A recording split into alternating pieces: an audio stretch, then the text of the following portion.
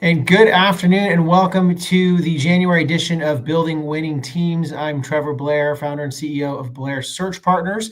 And we have the pleasure every month of talking with industry leaders and digging into all aspects of leadership and management and lots of other topics as well from a range of different leaders across the nonprofit sector, business sector, public agencies, and gain insights from all of those different areas. Today, we are excited to have Brett Schanzenbach, the president and CEO of the Carlsbad Chamber of Commerce, one of the largest chambers here in the San Diego area.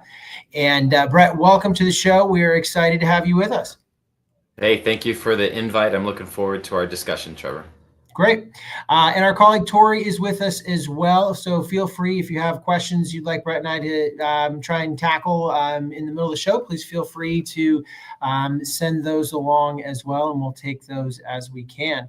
And so, as I mentioned, we dig into different topics related to leadership and management, which is part art, part science. But it is always changing. And so today's conversation will probably range across the corporate sector and the nonprofit sector. And I'm sure those who are watching, no matter what industry sector you're coming from, you're definitely going to find some value from today's conversation. So Brett, to kind of set the stage for us, I'd love to talk a little bit more about your personal background and how you came into chamber leadership, because this is a career path that this is not your first chamber CEO role. You have been doing this a while, and it's a really unique position. And I'm sure a lot of folks are probably curious how one gets on that path, because it might be something that they are interested in doing someday. So if you could share a little bit of your story with us, please. Sure, absolutely. Thanks for asking.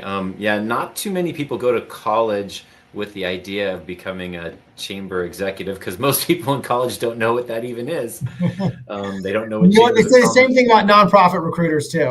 Yeah, right.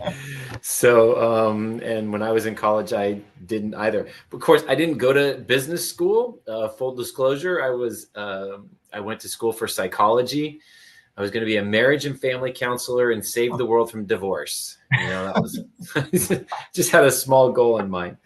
But after graduating college, I think I went to one counseling job interview, and I determined quickly either they were kind of weird or I was weird, and it couldn't be me. So I went into sales pretty much immediately after that and into business. But yeah, I've had a couple different, I started in sales and marketing, computer software industry for a while.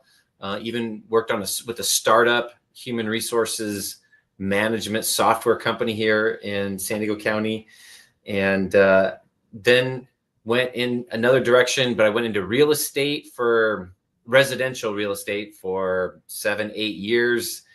That was super fun until 2008, when it wasn't fun. At the time, though, that's when I was involved in real estate. That's what really got me connected to my local chamber of commerce. I was, as I said, a residential realtor. I joined my local chamber, got involved, volunteered in some things, was asked to be on the board of directors. And I was chairing the board up here at the Vista Chamber when our current executive at that time decided to relocate to the Midwest, where he and his wife were from. So real estate was no fun. And I decided, hey, maybe time to try something different. And so I threw my hat in the ring. I ended up running the Vista Chamber for 10 years, fell in love with it. Now I'm starting my 7th year here in Carlsbad. And so really been blessed to move over here. But yeah, you're right. It's not something that people usually gun for, running a chamber. But once I got here, I was really, really blessed to be here. And what's interesting, thank you for sharing some context about your background.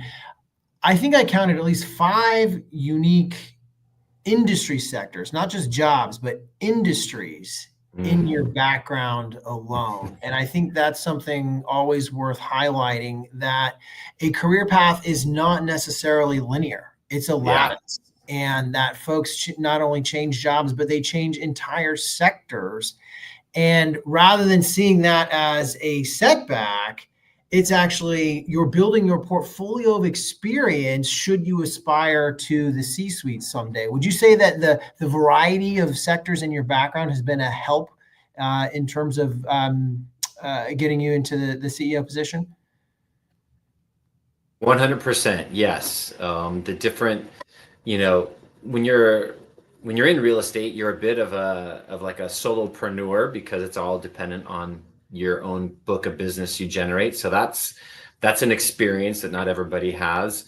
And then I did work for, in sales and marketing for a software business. So there you got that kind of corporate structure of management and all those kinds of things that you have. That was super helpful. And I learned a ton being a part of a startup in that field, in that industry, excuse me.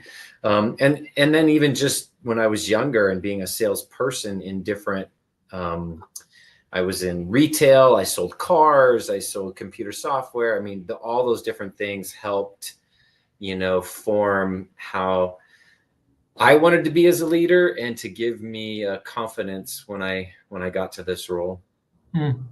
And so kind of pulling it all together, for folks who might be aspiring to lead a chamber or an industry association, our firm has done work for a number of different professional associations for executive directors and CEOs, including economic development councils around Southern California. Any pieces of advice you would have for someone who might want to run their local chamber someday? Yeah, if they are young in their career, getting their foot in the door at a chamber, like as a membership, director or some, an events coordinator or something like that, a government relations, director.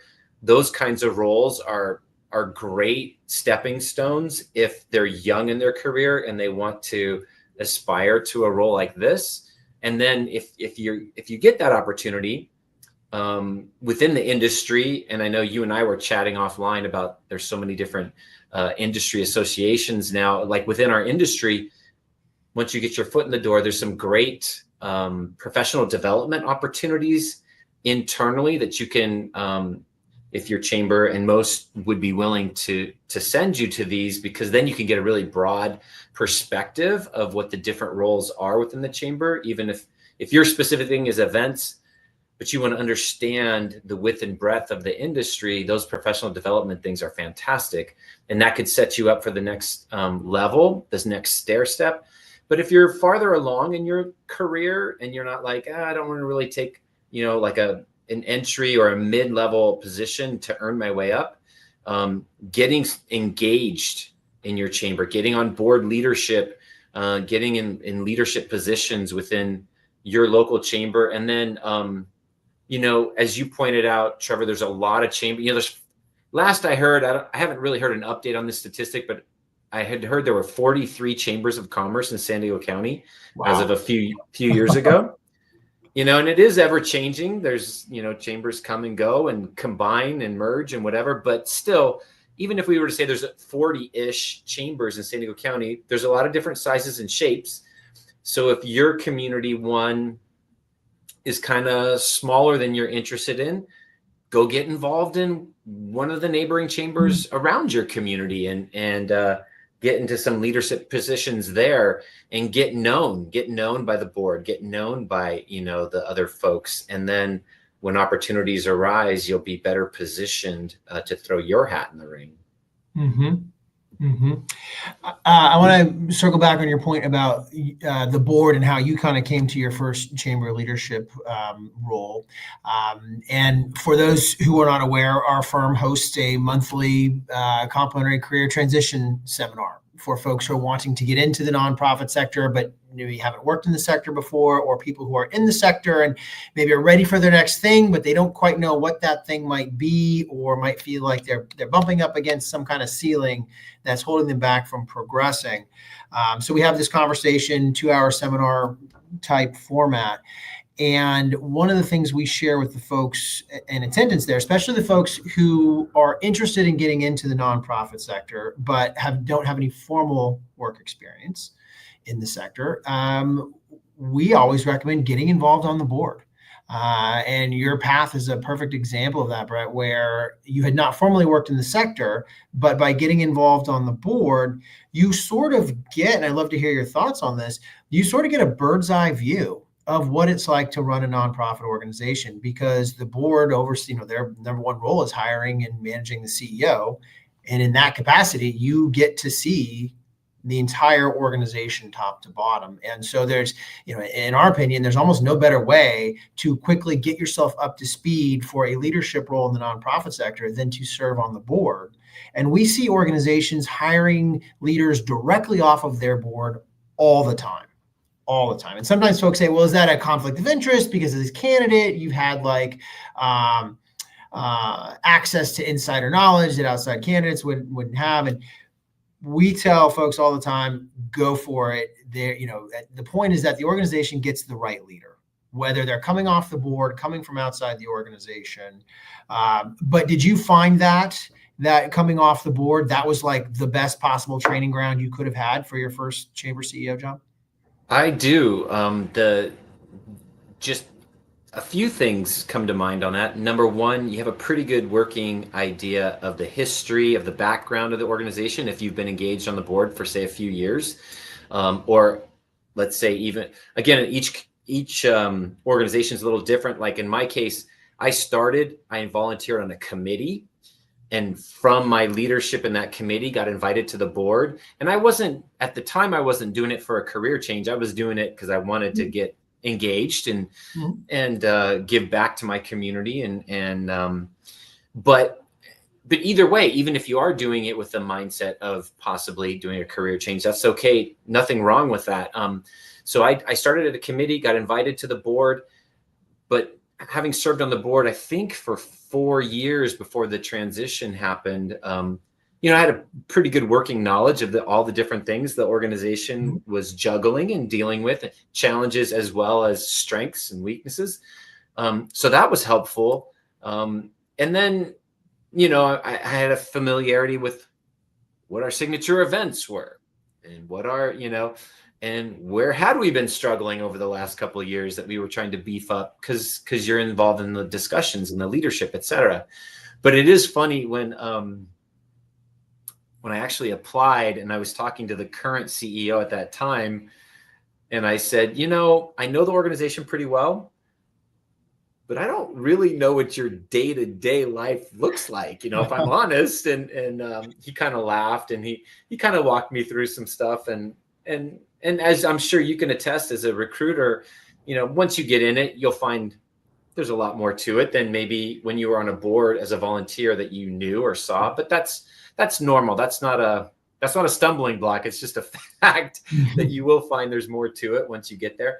But he said, so for my sake, a chamber of commerce, he said something to me that I've held on to all these 17 years. And I find myself saying, I don't even know how many times I've said it, but as I've had individual meetings with the board members I've recruited, I've been saying this over and over, but he said to me, the chamber is like a hub within the community.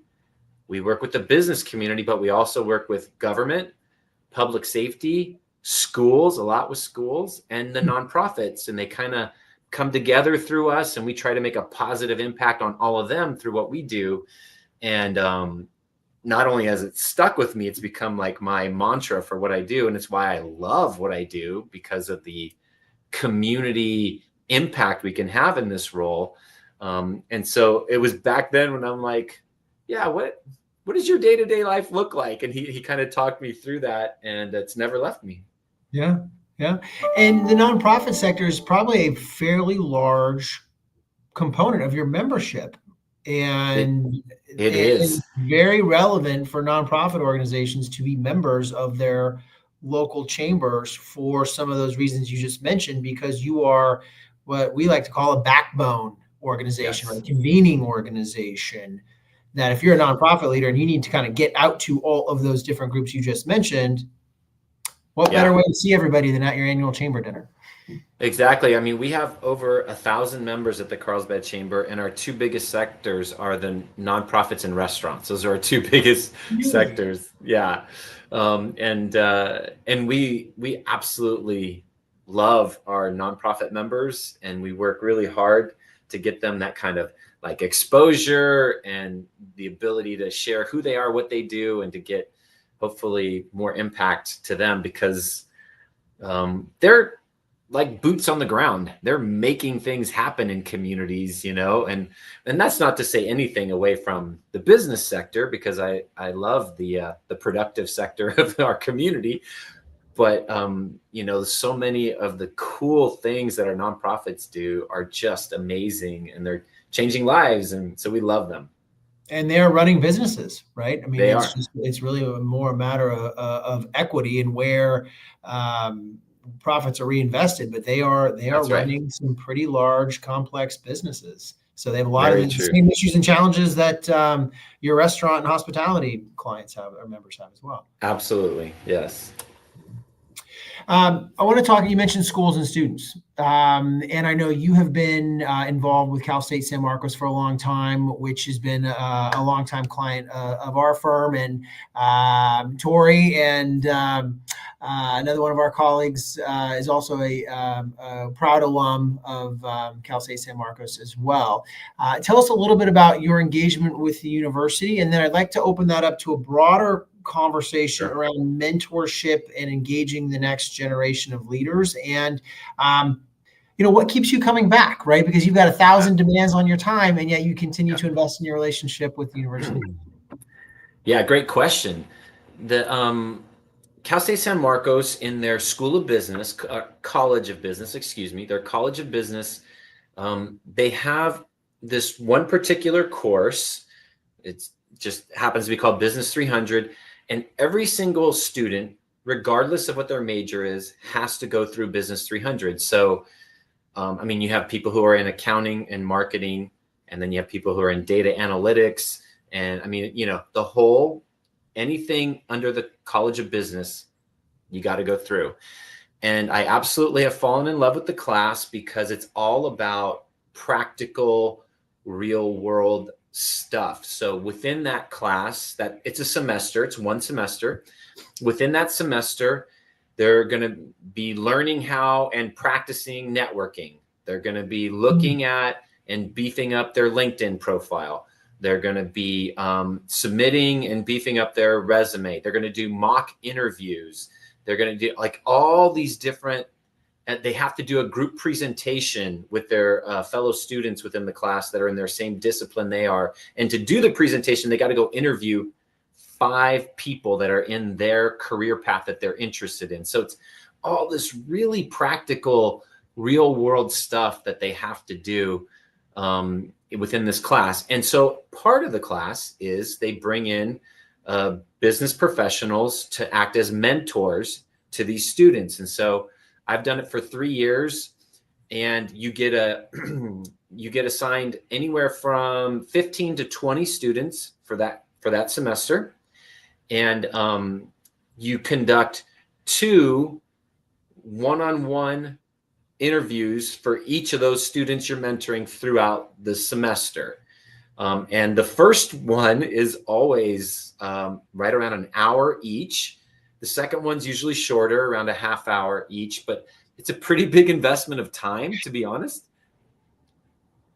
But I love it. And, these students, and if you could kind of think back to the way we were when we were in college, right? I mean, it's you're transitioning from this high school kid to about to tip your toe into like being a big boy and a big girl. And I don't mean that derogatory, but it's a thing, right? And they need it's a great chance to champion them and to help them. And for me, I love pointing out, like we get this, they fill out this profile tool. I forget off the top of my head what the tool is, but there's several of them that are very good. And we get the profile and we discuss it with them in our first one-on-one. And we talk through what their goals are, and we talk through what they hope to do. And I love looking at it and just going through and saying, wow, when I look at this, I see you are going to be somebody that people are going to love to have on their team. And eventually you are going to be somebody that people love to work for. I mean, I can just see this in your profile, and they just go like, wow, thank you. I mean, just being able to give them a third party view or a non-biased view of themselves, super valuable. And then, to translate that and say, hey, here's what I would do with your LinkedIn, and here's how I would make some connections if I were you. And as you're trying to find internships, here's how I'm willing to help and make connections. And so it's just a very life-giving type of thing. I love getting to know them. I love being a resource to them. And ultimately at the chamber, that's what we do, right? We are connectors at the chamber. I mean, I tell my staff that our number one asset at the Chamber of Commerce and what we do is our relationship currency. I mean, we are connectors, and people come to us. Sometimes it's, hey, I'm having trouble with this permit. Who do you know at the city? And other times it's like, hey, I'm trying to get my foot in the door at this company. How can you guide me? Or, whatever. The scenarios are endless, but that's what we do. And so I love doing it with these young professionals, and then, trying to open up doorways and pathways to them. And is there any connectivity with your member businesses as well, as far as internships on the back end of that? There have been, and so with these individual students that I've met, like for instance, I know in my membership, my businesses that run accounting firms, CPAs and stuff are all just trying to find more talent, right? It's a very difficult time in that industry to find great people to put in their pipeline to become whatever auditors or, tax prep. And so I've had several of these, of the students that I've met who have had that discipline that were interested in internships. And I've just flat out made connections, and kids have started internships at firms. But we are in the discussion right now of trying to systematize that across, and scale that. That's the word I'm looking for. Try to scale that. That's great. Like if I meet a kid one-off and I could tell they're great, and I know a company on a one-off that's looking, but we're looking for a way to scale that in a meaningful way. So I sat down with my contact at Cal State San Marcos right before the Christmas holiday and said, hey, what if we okay, let me back up, Trevor, because one of the things that the Business 300 class is specifically targeted towards juniors. There's some sophomores, but it's mostly juniors. And I think that's a good time for what they're doing in that class.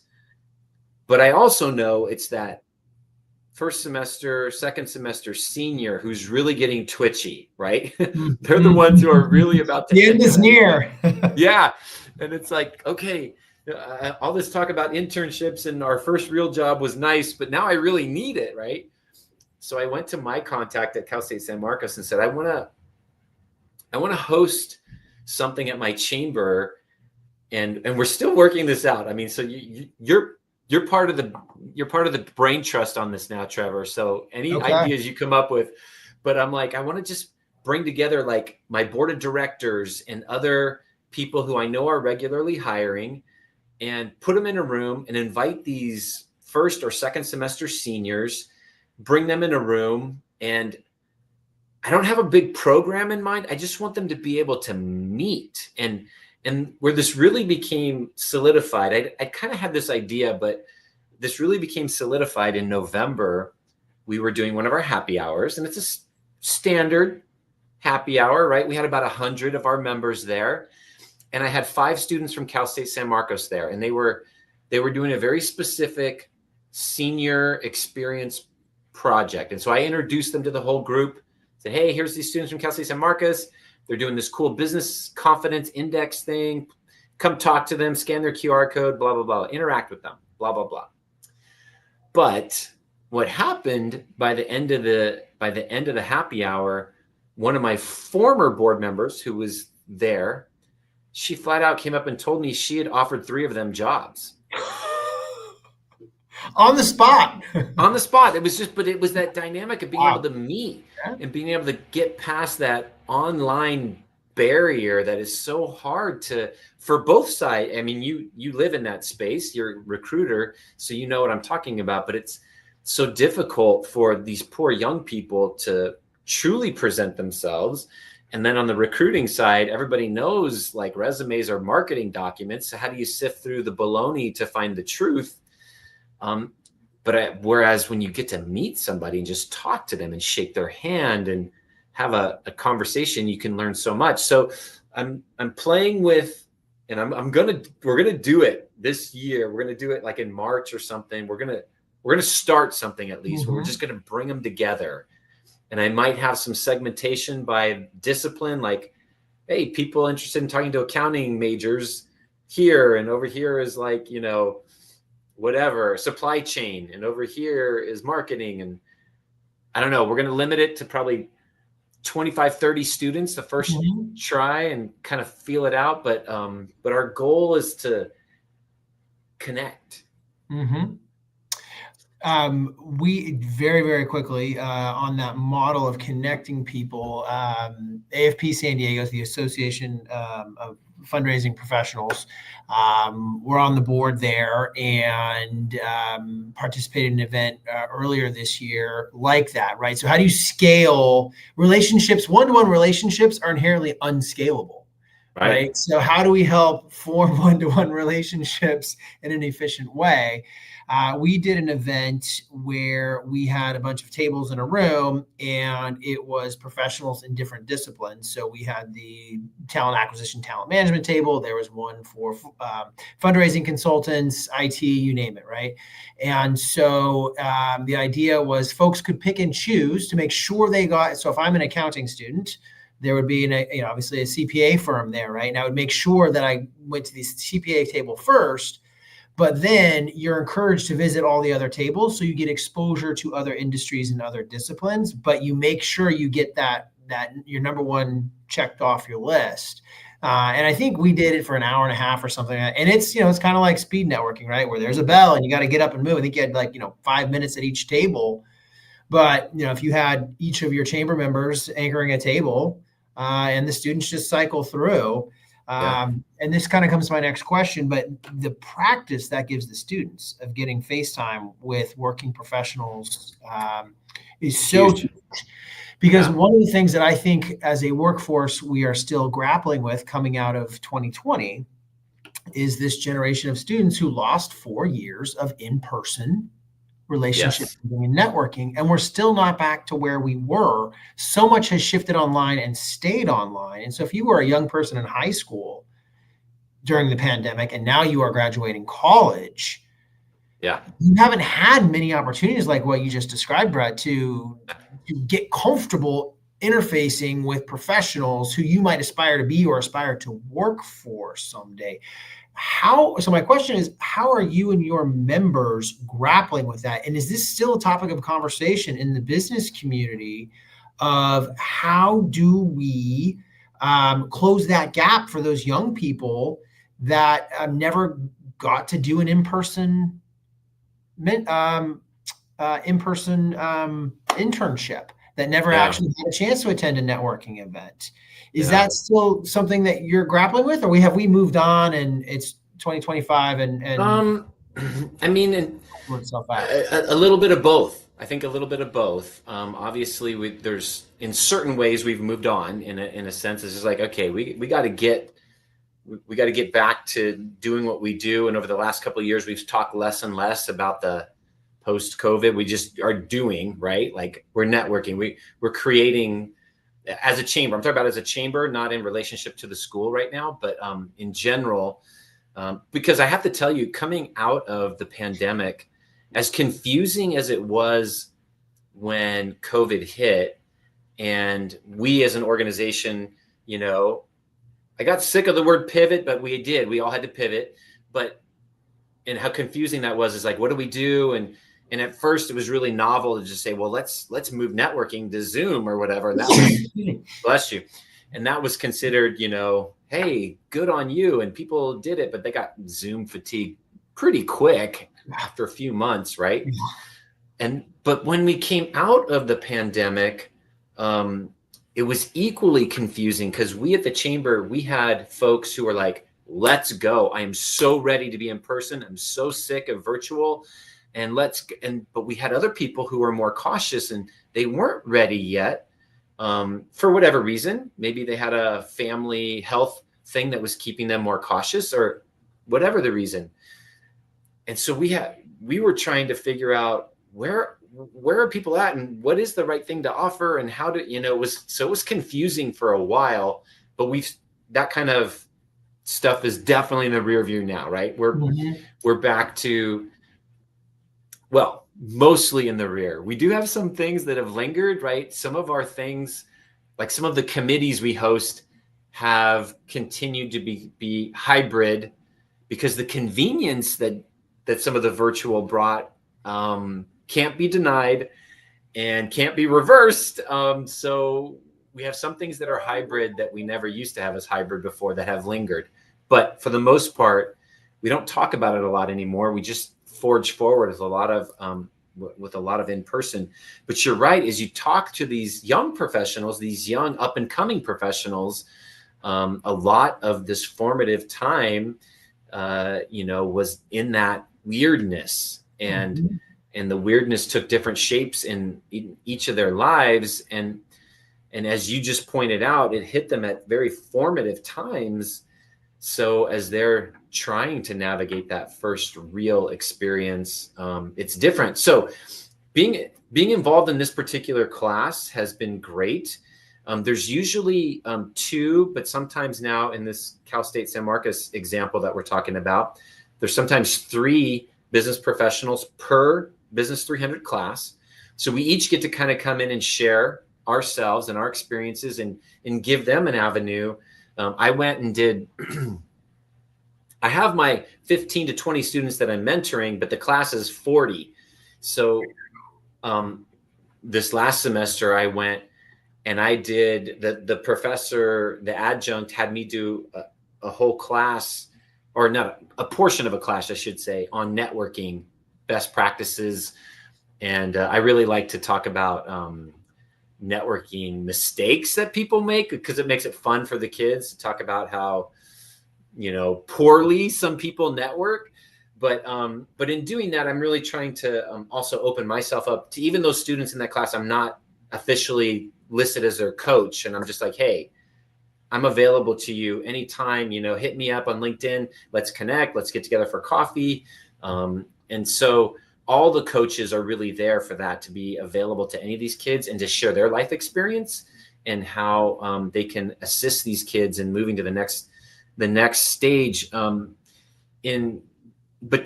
specifically to your point, I like that they go through a mock interview, because you know, the intention there is to put them in the stress of that interview environment, but in a way that there aren't any consequences. They could blow it, you know, and all it's going to happen is their interviewer is going to share tips on getting better. They're not going to lose out on a real job. So I love that they do that as well.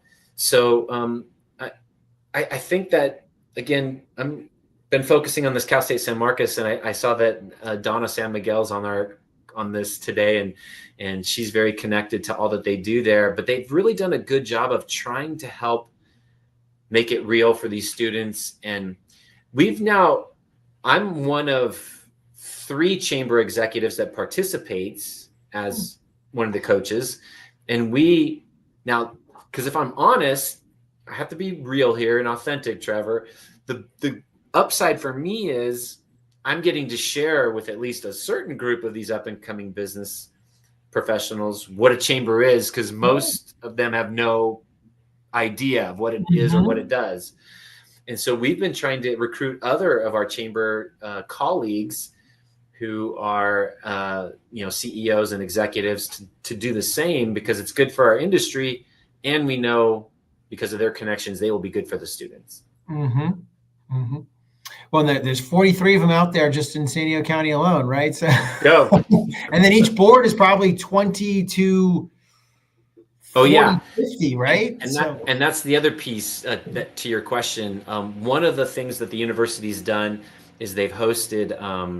They'll host a networking night. Well, they'll have a couple of them, but they'll host a networking night at the university, and so we all go out and heavily recruit our board members to come participate in that networking night. And it's partly unstructured, like a typical happy hour, and it's partly part of the night is structured, where they'll sit down with, like, I'll be sitting at a table with 3 to 5 students for about 20 minutes. And then, like you say, they ring a bell and I get 3 to 5 new students for another 15 minutes or whatever it is.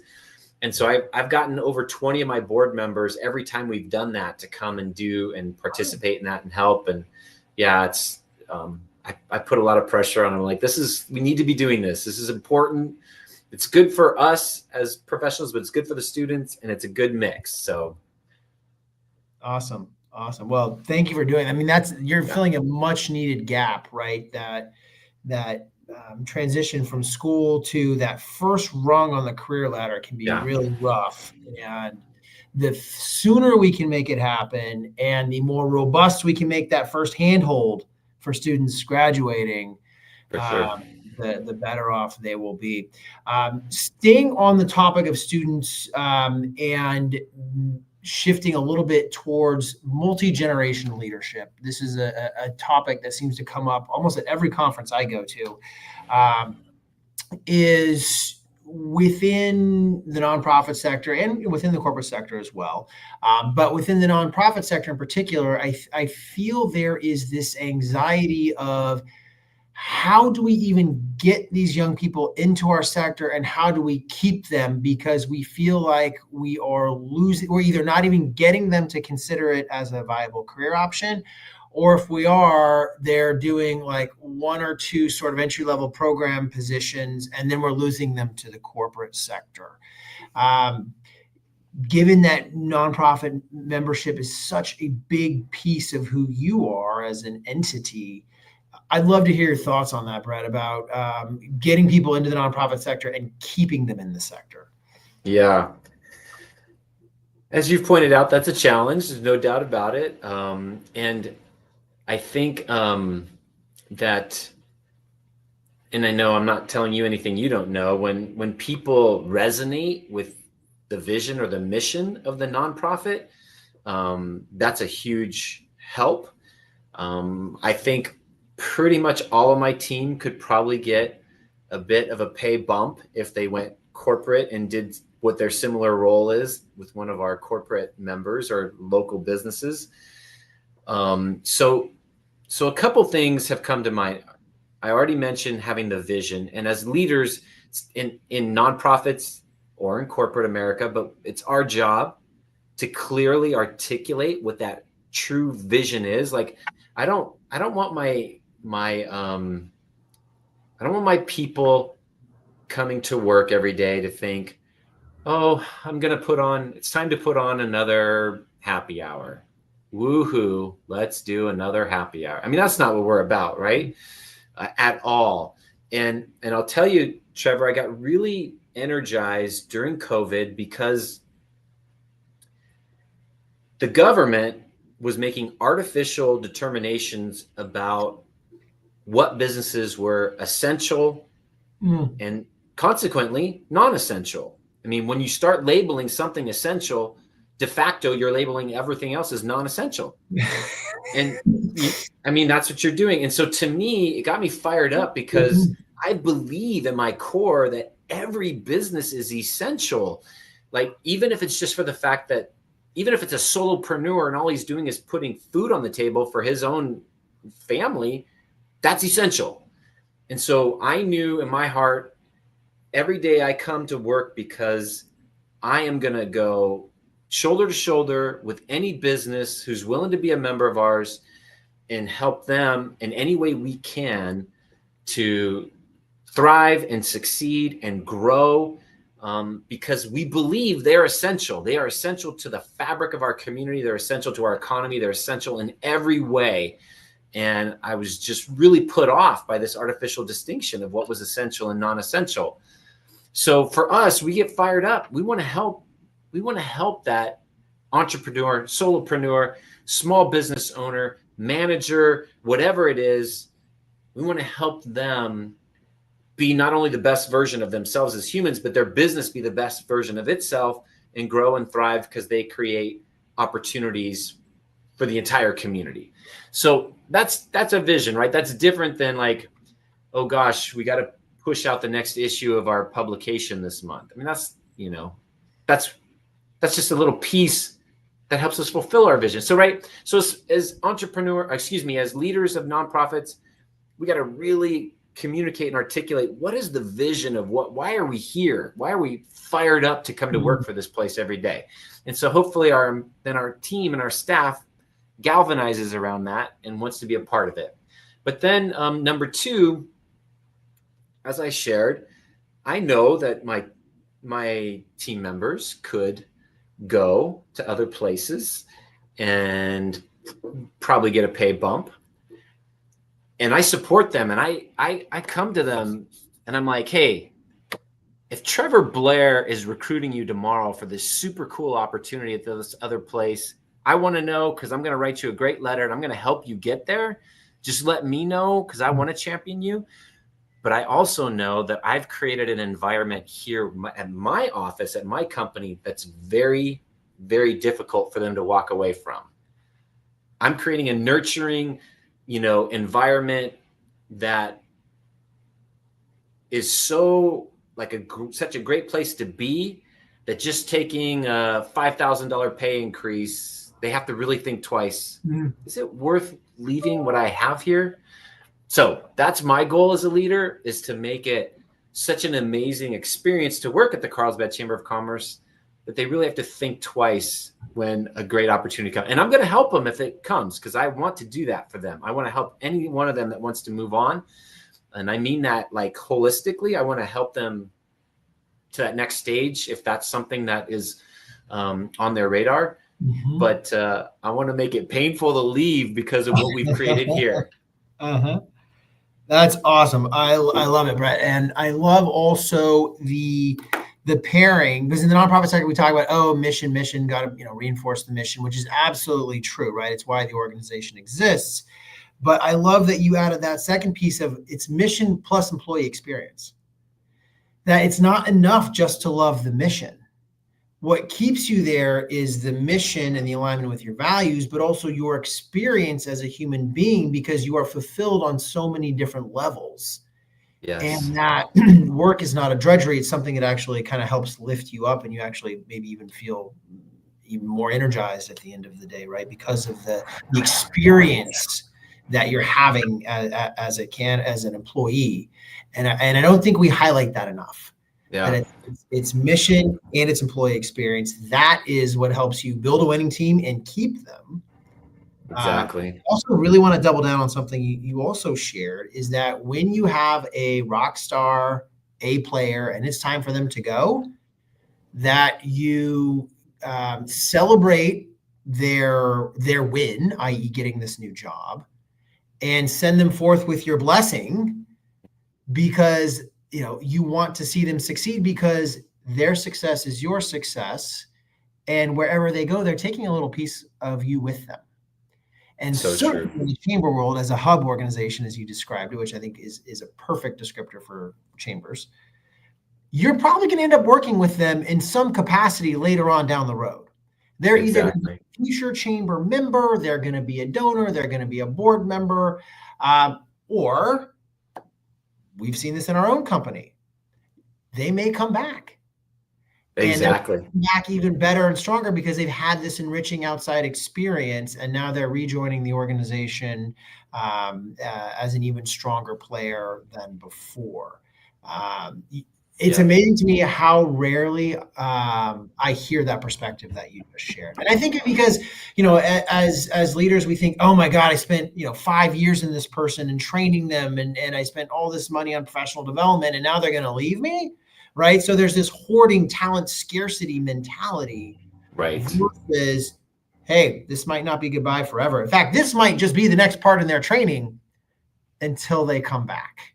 I So agree. I just wanted to reiterate of some of the key points you just shared there. Yeah, I agree with you 100%. And I've seen it. I've had people leave and come and come back. I've had, like you just said, people leave and then bring that new company as a member. I've had people leave, become board members. I mean, all of those things that you said as possibilities, I've had all of that in my 17 years. And so it's very real. But, and I, I want to run an office, a team that I would like to be on. And so I'm going to, take it from that standpoint in terms of, and, there's some stereotypical stuff about work-life balance, but it's real. That's a that's a thing out there. It is a funny thing though, because we were talking about the up and coming professionals at the colleges. And I do share with them because they hear so much about work-life balance. Sometimes they have an unrealistic idea of what that looks like in the business world. And so I share with them, we are very intentional about that balance here, like at our company, but that doesn't mean there aren't times when you're grinding. That doesn't mean there's not a week where you are putting in a 60 or however many hour work week. That's not what that means. And then I say with them, if you have a boss expecting that every week, you need to find a new place to work, but it doesn't mean you're never going to have it. So don't think that, that just because you're looking for a place that has a good work-life balance, that they're never going to have a need for you to grind through and, meet some deadline or, get some project out the door or get some event to the finish line. That's business life in nonprofits, business, everything. But I want my place to be a place that truly, like, when, something comes up in somebody's life, we got their back. You take care of that. I tell my team all the time, we work to live. We do not live to work, and so we got to put that in the right perspective, but also so much so that we do rally around the person who's got the need, the family member who's got a major health challenge, somebody who's had something come up in their school environment and they got to take care of a kid. I mean, whatever it is, I've had a lot in my 17 years. A staff member get a brain tumor. Other staff members get cancer. You name it. Of course, we've all had family members that have passed or whatnot, or close to passing. But that's where we have to step up, rally around that person, take all their responsibilities. And then when they come back, not that they have a mountain waiting for them, they come back and like, hey, tell us when you're ready to take that one piece back. When are you ready to take the next piece? Not just pile on, oh, good, we're glad you're back. We saved 3 months of work for you. Welcome back. Not like that. But and then also just the little things like treating them. I find that we as human beings, we look at ourselves and we look at, when we do things, we look at what we intended when we did them. Oh, this is what I was thinking. I was thinking this, that, and the other. But we look at others and we start with their actions and don't stop to try and look at, well, what were they thinking? And we all of a sudden, we write the narrative for what they must have been thinking, right? And so we can create all this tension because we've decided we're going to write the narrative. And it's like, no. We have to have an environment where we just have a dialogue. Hey, when you told that member this, that, or the other, what were you thinking? Because it kind of put me behind the 8 ball when that came back to me. And then it turns out that's not what they ever said at all. The member twisted it, or, we have to be able to have that kind of dialogue instead of just assuming what their intentions were. And that can change a huge dynamic in a work environment where we have a place. It's not like we're never going to have conflict or never going to bump in or have different opinions, but we got to be able to have dialogue and listen to each other's perspective so that we can create a kind of place. Again, that's the kind of place I want to work at. I don't want people just assuming what I was doing. I don't want people just saying, "Oh, you did this. How dare you?" Just talk to me. Yeah. And it's interesting, as you were speaking, I was thinking that this is probably where that LMFT training way back earlier in your career comes into play. I mean, I always say that if I were to go back and do my undergrad all over again, going back to what you said earlier, right, that few of us actually set out when we graduated that, oh, I want to be a nonprofit recruiter when I grow up, right? Like right. the path sort of evolves as we grow, right? But if I were to intentionally construct a path for my current role, similar to your background, I would probably do, as an undergraduate degree, psychology or something, sociology, something that helps you understand how humans think and interact and how we can optimize those interactions. Because at the end of the day, that is definitely what recruiting is, right? I mean, how do we connect the right person with the right opportunity underneath the right leader, matching people and culture? But also as a CEO, right? That's what you're doing every day. Is you've got your members, you've got your board, you've got your staff, and they're all humans. And how do we help everyone be as successful as they can as an individual and as successful as we can as an organization? But it all comes down to thoughts, feelings, perception, all those things you just mentioned. Yeah.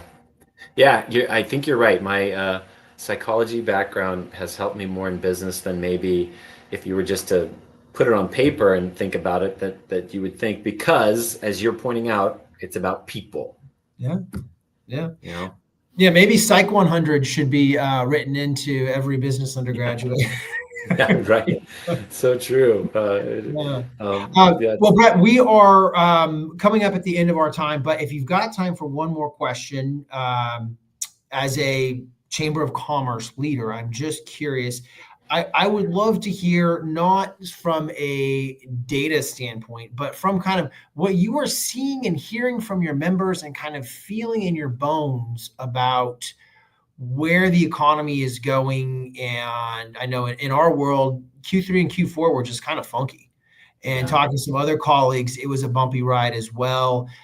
We had a lot of seismic shifts politically and whatnot. And what are you seeing and feeling in your bones, as I said, and then also hearing from your members about what the economy holds for us in 25?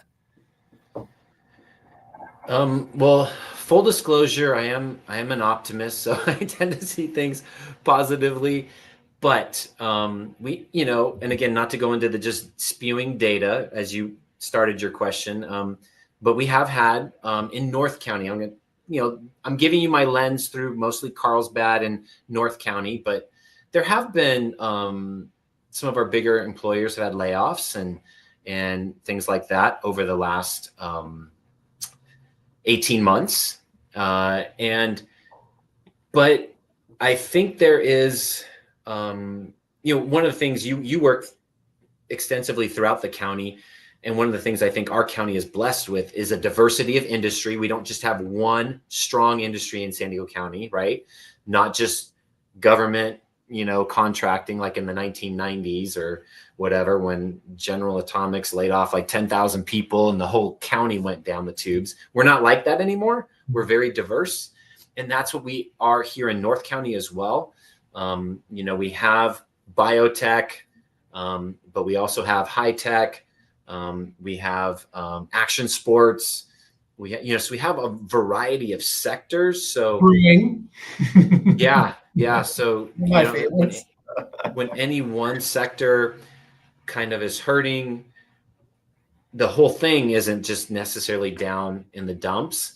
We were very fortunate to see, like our biggest employer at Carlsbad is Viasat, and they're a member of ours, and they're engaged with us, and They landed a massive contract right before the holidays, which was very positive to hear. That speaks well. They're one of the most consistent companies that have job openings here in North County. Thermo Fisher is another, and Thermo Fisher is a biotech that has had the radical upswing during COVID. They had like a $50 million upswing, and then but then also had a radical downswing after it because they were involved in test kits and test reagents and things like that. But they've kind of now they're more like stabilized into like a normal business cycle instead of those really odd spikes and drops, etc. So there is a lot of I would say cautious optimism right now is what I see in our little slice of San Diego County. Not diminishing that there have been some layoffs, not diminishing that there have been some shifting of things, but overall fairly stable and fairly, or at least cautiously optimistic going forward at this point. I'll take it. Awesome. Brett, many thanks for spending a big chunk of your afternoon with us. Many thanks for all the time that you've been investing in Business 300 at Cal State San Marcos. I'm sure they are very, very grateful for your contributions there.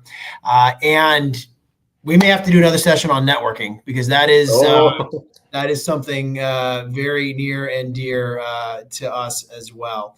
I would love it. Love it. Great. Well, again, many thanks for sharing your personal story and all of your business insights. And I love that we could have a really deep conversation on your leadership style and philosophy. I think that was very instructional for just about every sector, no matter where people might be tuning in from. So thank you. I appreciate it. Appreciate you inviting me. And I would love to come back and talk some more on anything.